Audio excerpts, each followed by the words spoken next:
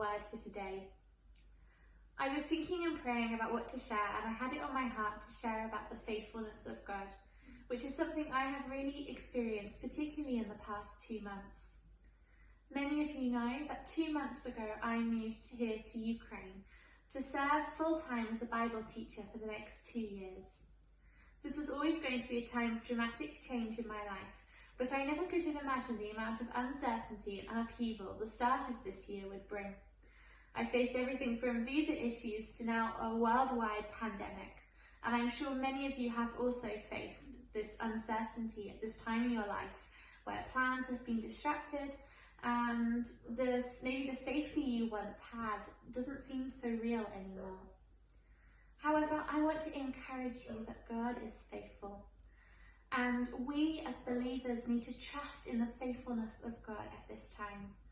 I've really had to go back on all the words that God spoke to me, how he called me here to Ukraine for this time, and trust in his promises, to look back at his faithfulness in my past and trust that the same God is faithful now.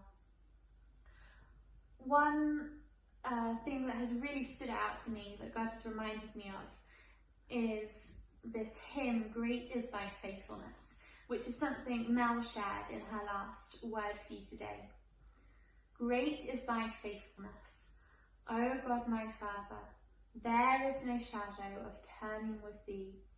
Thou changest not, thy compassions they fail not. Great is thy faithfulness, Lord, unto me. And many of you may know that hymn, but you may not know that it actually comes from one of the saddest books in the Bible. It actually comes from Lamentations. And Lamentations is a collection of songs of mourning. These are the songs of mourning from the people of Israel after the Babylonians took them into exile in 586 BC.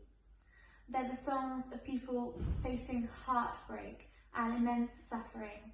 Many of their family members, countrymen have died, and those that survived find themselves in a new homeland, far away from home, far away from everything they ever knew, even experiencing separation from God. But the people cry out this message of hope amidst the narrative of grief.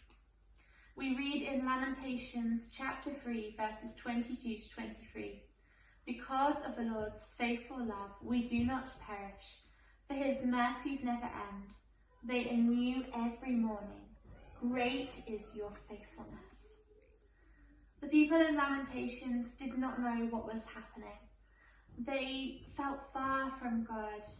They didn't know what was going on with their situation, but they knew who was the one they should turn to. They knew about the faithfulness of God that never changes. And I want to encourage you today to remember the faithfulness of God in your past. Maybe there's an object or something you want to find in your house that will remind you of the faithfulness of God. We're reading the book of Numbers at the moment in our Bible school, and there's so many reminders God gives the people of Israel in the wilderness about his promises and his faithfulness. Sometimes it's tassels on their clothing, or different festivals or rituals to remind them who he is, because we're a sinful people and we forget. And he gives them so many reminders and does so many miracles and brings them out of Egypt, and they still forget his faithfulness and spend 40 years wandering in the wilderness. Let us not be a people that forget the faithfulness of God.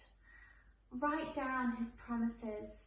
Remind yourself of his faithfulness whenever you despair or you feel like there's not an end or there's no hope.